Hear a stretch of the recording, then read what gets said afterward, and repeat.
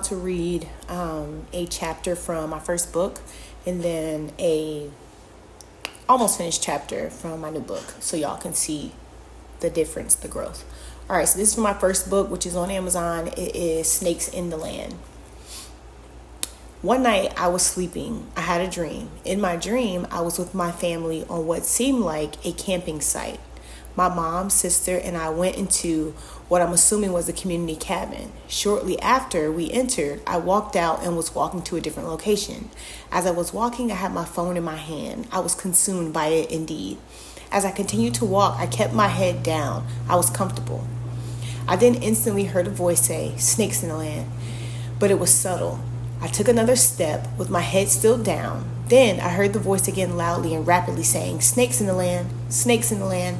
I looked up instantly, and there was a huge python standing at about 15 feet tall with his mouth open, ready to devour me. If I would have taken one more step, there would have been no turning back. At that very moment in the dream, I woke up. As I laid in my bed, all kinds of emotions were running through my head. What am I consumed by? Are my spiritual eyes open? Are snakes in my circle? What does the snake represent?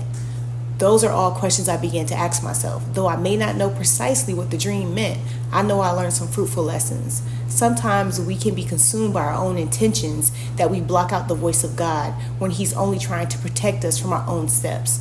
It goes into a lot more. But I'm going to stop there and then read something from my new book. This one is called, I'm going to leave part of the chapter out, title, just for the sake of, I'm just going to. So let's just call it Follow Me. Jesus loves me, this I know.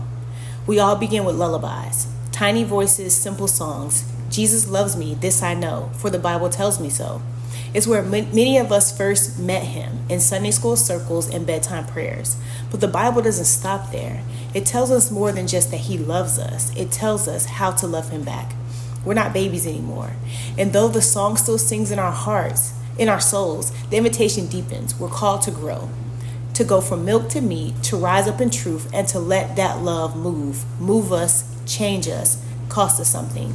It's easy to believe He loves us. Harder to ask, do I love Him? Even harder to answer it with your life.